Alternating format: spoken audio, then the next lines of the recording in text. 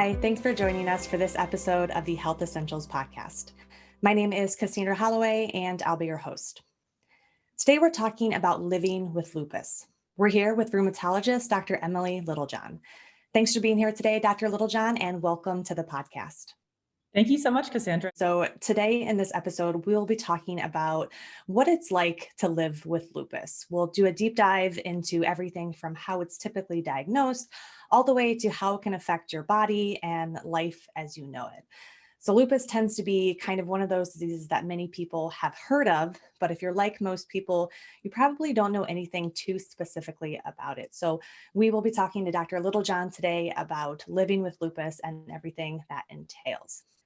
So with that being said, to start off our discussion, Dr. Littlejohn, I want to first ask you if you'll tell us a little bit about your practice at Cleveland Clinic and the types of patients you typically see. Sure. Well, I see all types of patients with rheumatologic disorders at the Cleveland Clinic main campus. And in particular, I see a lot of lupus patients. We have one day that's devoted just to lupus. We call it the Lupus Clinic. And typically I see patients alongside other specialists on that day. So nephrologists or dermatologists. I also run the Lupus Biobank, which is a biorepository of lupus patients' blood and urine. And the idea is we see patients, we get a lot of input about their history and their medications and their family, and then we're able to kind of biobank or freeze their blood and urine to then do further testing on in the future. So I want to start off by asking, in its simplest terms, what is lupus? Kind of how do you define this disease? Yeah, I get this question a lot. So in its simplest term, lupus is the body attacking itself. So the body stops recognizing itself as self. It starts attacking itself in different organs and different areas, which then causes inflammation at those sites. And the inflammation causes the pain or the lupus manifestations in the body. And what are some of those manifestations? Kind of what are some of the top symptoms that you often see with lupus? I'm sure they kind of range on a big spectrum, but like what do you typically see? Mm-hmm. Yeah, so everyone's lupus is different. We have this idea of the lupus fingerprint. So everyone has their own lupus fingerprint. But lupus can really span any involvement of the body. So from head to toe, it can cause hair loss, patchy hair loss, what we call alopecia. It can cause lupus on the face in terms of rashes or sun sensitivity. It can cause ulcers in the nose or in the mouth. Certainly joint pain. Patients come in and they have pain in the hands or the feet, the wrists, usually along with swelling and some redness. And then, of course, internal organ involvement. So patients can have lupus that affects the heart or the lungs. And one of the most devastating manifestations is called lupus nephritis, when lupus affects the kidneys. So really any organ can be involved. I would say the most common, I see a lot of joint pain. I see a lot of hair loss, weight loss. Fatigue certainly can go along with lupus, although it's very uncommon for people to have lupus with just fatigue as their main manifestation. I feel like you often hear people talking about like these lupus flare-ups, and you mentioned like inflammation. Like, can you talk a little bit about what it means when people are saying they have like a flare-up right now because of this disease? Sure. So just like I mentioned about the lupus fingerprint, so if a patient has lupus in the joints and they're very sun sensitive, they might go out into the sun or they might get sick with a virus or some other illness and they have a flare. Flares can be caused by many things, missing medications, like I said, the sun, or just being sick in general from a virus or another, infection. But their typical manifestations will then come out. So they'll have joint pain, they'll have rashes on their face, they'll often be very fatigued. They can have changes in their urine. Usually patients with lupus will know when they're flaring. Every patient kind of is has an idea of what their lupus is like, and they can tell when it's active. So are there certain like triggers? Obviously, you said like going out in the sun. Um, if you have lupus, should you be aware of like what triggers your flare-ups to typically happen? Absolutely. Absolutely. Yeah. So usually when patients are diagnosed, that's one of the first things we ask them, what are the main symptoms that you've had in the past that keep recurring or are worsening? And those typically are what are triggered when patients have a flare. We also can see in the blood and sometimes in the urine markers for inflammation or lupus activity. So it kind of confirms to us that, yep, this is definitely a lupus flare, and these are symptoms from active lupus. And you mentioned the rash that typically flares up. How common is that? Or again, does it kind of depend on the lupus fingerprint? You often hear about that butterfly shaped rash on the nose or cheeks. Like, talk to me a little bit about kind of the skin aspect of lupus. Yeah, this is a great question. It's very important because some people can have just sun sensitivity. You know, we go out in the sun and we get a sunburn. We get a little bit of redness on our face or on our chest, wherever the sun was exposed. Sometimes it leaves a red mark and then it can go away within an hour or a few hours. Typically, patients with a true malar rash, which is the rash that we call a lupus rash, usually it takes, hours to days to really come on. So patients will go away on vacation for the weekend, and on Monday they come back and they've noticed they have some new lesions on their face or their chest, and they kind of get worse before they get better. So they're palpable typically, they're very dark. They're not transient. They don't come and go quickly. They stay for a while. Are there different types of lupus? Yeah, so there's about 4 different types. The first one is systemic lupus, which is lupus that's kind of all over the body. We see it in the blood. And that can be, like I mentioned, in the joints, on the skin, in the heart, in the lungs, in the hair, in the kidney. That generally is called systemic lupus. Some people have isolated lupus on the skin, and that's called cutaneous lupus. Patients can have lupus from drug effects. So certain medications can cause lupus. It really just sort of drives the lupus to kind of come to fruition. And the last one is called neonatal lupus. And that's when lupus really passes from the mother through the placenta and affects the fetus. Patients with lupus, when they have babies, we're usually very careful about surveillance and monitoring them while they're pregnant to sort of avoid this type of thing. But babies can be born with lupus. And did you say systemic lupus is the most common form of lupus just in general? Mm-hmm. Mostly because there's just so many things that fall under systemic lupus. So lupus nephritis, patients can have lupus pneumonitis or those types of things. So I feel like you often hear about this notorious lupus brain fog. What is that and kind of what causes that? that's a great question. And that's a question that I cannot answer in its entirety. There's a lot to be understood about that process. We think that what really is going on is there is a lot of inflammation at the blood-brain border. So the area, that protects your brain, there can be some lupus activity there and some inflammation. And that local inflammation can cause brain fog, sort of like how patients get migraines or they are forgetful. We think there might be an inflammatory reason for patients who have the brain fog. Sometimes when we treat the lupus, it gets better, and sometimes it doesn't. There's just a lot to really kind of figure out in terms of what's going on with that. With all of these big ranges of where your symptoms fall, what about the mental health side of lupus? I imagine having all of these symptoms can be quite emotionally exhausting, especially if something triggers it or you can't control the flare-ups. Kind of talk to me about the mental health side of lupus. Yeah, absolutely. So lupus in general, I think, is a multidisciplinary disease. So we have a lot of specialists who need to be involved. Here at the clinic, when we see patients, we oftentimes will refer them to a cardiologist, a physical therapist, a nephrologist, and one of those specialists who's involved in the care is oftentimes a psychiatrist or a psychologist, because as you mentioned, it does take a huge mental toll. It's a chronic disease. Typically, it's a lifelong disease, and there's a lot of anxiety and depression that can go along with it.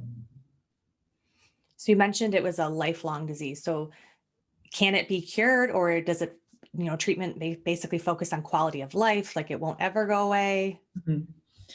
I would like to describe it in terms of remission. So patients can come in, they can have rip-roaring active lupus. We can give them our strongest medications, which are often chemotherapies, and we can put it into remission. It can be very quiet for a very long time. Now, some patients need to be on lifelong therapy. In some patients, they're able to come off their medication, very far down the line. But generally speaking, we don't like to use the word cure. I think because it's a genetic component to this disease, along with some other things, it's usually lifelong. I know you mentioned that systemic lupus is the most common form of lupus, but generally speaking, how common is lupus? Like, who does it affect and how often? Sure.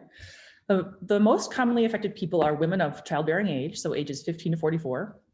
Like I said, women more than men in about a 9-to-1 fashion. Women are more affected. And it typically affects women of certain ethnic groups, minority racial and ethnic groups, African Americans, Hispanics, Asian Pacific Islanders, more than other groups. Generally, we think there's probably between 200,000 and 300,000 patients right now living in the United States with lupus. It's a tough number to get because a lot of times lupus is either not diagnosed or takes a while to be diagnosed. But typically women, childbearing age, usually African-American, Hispanic, Asian Pacific Islander. Men are also affected.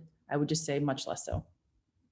That's really interesting. I didn't know it was primarily women, but like you said, obviously men can be affected as well.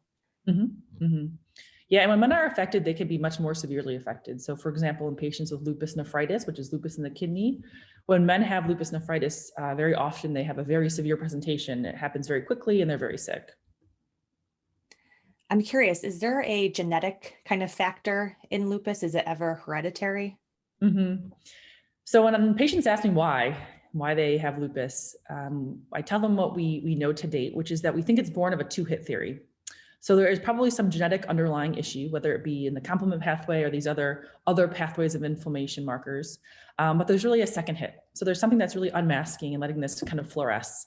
And whether that's an exposure to an estrogen or a hormone, whether that's an exposure to a virus, such as the monovirus, we have some evidence of that, or whether that's exposure to the UVA or UVB light, we're not totally sure, but it's probably both of those things in conjunction together. It's not typically seen in first degree relatives. So typically a person with lupus doesn't have sisters and a mother also with lupus. It does happen, but it's more commonly sort of clustered in families. So I will have a patient who has lupus and maybe her distant cousin also has lupus, or maybe her mother had rheumatoid arthritis. We have a lot of these diseases that are sort of cousins and they live on a spectrum of each other. So patients often will have family members with one of those other types of diseases. That's really interesting that you can kind of often find kind of a similar kind of situation going on somewhere in the family line at that point. Yep, there's a lot of clustering, I would say. That's kind of what we call that, yep. Can you have lupus and have no idea? Are there always symptoms, or can it go kind of undiagnosed for your whole life or for several years? Yeah, that's a great question. For the most part, I tell patients lupus doesn't hide. So, if you truly have very severe active lupus, we're going to see it somewhere, whether that be on the physical exam, whether that be in the blood, or other imaging. We can see lupus internally on echocardiograms of the heart or different images of the organs. There are some cases though where patients come in and they have this, very abnormal blood work and they feel great. And those patients I usually don't let leave my site for very long. I usually will see them back every 6 to 9 months because my concern is that they're sort of accruing inflammation slowly over time and they're going to become a lupus patient or a patient with an autoimmune disease. So it can be silent for a while, but if you truly have strong evidence in the blood of a lupus or lupus-like syndrome, I usually like to check up with them at least once a year. So I know you said you like to think about lupus and the cure for lupus kind of being in this remission kind of state. What is the prognosis for lupus, in the long-term effect? Kind of what are those most severe kind of outcomes if you do have lupus? So what we worry the most about is end organ damage. So when patients are diagnosed with lupus, we want to figure out what their fingerprint is. And those who have severe end organ damage are the ones that we worry about the most. So for example, if someone comes in and they come in with issues in their kidneys or their urine is very frothy and we do a kidney biopsy and they have very active lupus nephritis, those patients we worry about the most because that means that their lupus kind of came on quickly, it's very active, and who knows how long it's been active. So the prognosis for a patient who's very ill at the beginning and is perpetually ill or takes a long time to get into remission, the prognosis is likely worse. And that typically happens in young women who, like I said, kind of come in with very severe disease. We also see patients who are a little bit older, women maybe over 50 who have lupus. Typically, they don't have severe organ involvement, but those patients tend to do a little bit better. So they might have a little bit of arthritis or some skin manifestations of lupus, but they don't have end organ disease, and they tend to do very well. So with this lupus fingerprint, that we keep mentioning, and you said kind of managing lupus is this multidisciplinary kind of team approach with your team of doctors and clinical professionals. How long does it take to diagnose lupus? I imagine having all of these symptoms and in between different flare-ups and triggers, it might be a bit difficult, to find a true source to why you are having these symptoms and why you're feeling this way, and what's ultimately causing these issues. So talk to me a little bit about diagnosing a lupus, disease. So the big thing with lupus is there are a lot of mimickers. And the mimickers can be other autoimmune diseases. The mimickers could be an infection. They could be a malignancy, a blood cancer, or a blood disorder. So we have to be very careful when we diagnose lupus, because we have to look at the blood, we have to look at what's going on with the bone marrow, and oftentimes we have to go, look at other organs, so the urine or advanced imaging, to make sure we're not missing something else. So that's sort of the first big issue, in that sometimes patients have one or two symptoms that sound lupus-like, but we don't see it in the blood. Or the opposite happens. Like I mentioned before, we see something in the blood, but they don't have any symptoms. So sometimes we'll wait until we kind of have more symptoms or more evidence that there's true lupus activity. And the reason why we wait sometimes, even if we suspect there's lupus, is because our medications aren't without side effects. Our medications are typically very immunosuppressive. So I don't want to start a patient on a chemotherapy or a drug that's going to put them at risk for an infection unless I'm really sure that that's what's going on. Especially, during COVID, we want to be very conservative with putting people at risk for an infection. And you mentioned the blood test. That's a big one for obviously diagnosing lupus. What other tests or exams are typically performed when you're going through this kind of diagnosis? Sure. So typically at a first visit, when I suspect lupus, we do get a panel of blood work. Patients will probably be familiar with the ANA test. And that's by no means a specific test for lupus, but it is very important that the patients have a positive ANA. We also look at their urine, because the urine can tell us what's happening with the kidney. And like I mentioned before, that's the one organ that we don't want to miss if there's involvement of the kidney. Oftentimes, I'll also get x-rays of the hands or the feet or any of the joints that we think could potentially be involved with the lupus. And then if patients have issues with their heart or their lungs, we'll certainly get a CT scan of the lungs and an echocardiogram of the heart, or at the very least an EKG, so looking at the way that the heart is beating. Is there like an average amount of time that it typically takes to find a lupus diagnosis in a patient? I'm not sure I can say there's a typical amount of time. I do know that patients will come to me with lupus and they'll tell me that back when they were in high school or back when they were a teenager, they had these symptoms. And it wasn't until, 10 or 20 years later that they finally are diagnosed. And whether that be because they didn't know to go see a doctor about it, they didn't make their way to rheumatology, or no one told them that could potentially be a lupus diagnosis, I'm not sure. But there often is a long lag time to diagnosis. Do you have any advice for listeners who might be feeling frustrated by a lack of a diagnosis in general, whether it's lupus or not ultimately? I think the first thing is there's no shame in getting a second opinion. We see a lot of second and third opinions here at the clinic. Blood work typically is the same at different institutions, but in some cases, blood work will be run differently. The different assays can be either machine run or human run. So that can be important. And I think just getting a second set of eyes on what's going on, because maybe there is something that's more serious going on. Like I said, like a malignancy, they need to see the hematologist, maybe they need a bone marrow biopsy. So I think if there's ever an idea of we're missing something or there's some frustration, to always get a second opinion.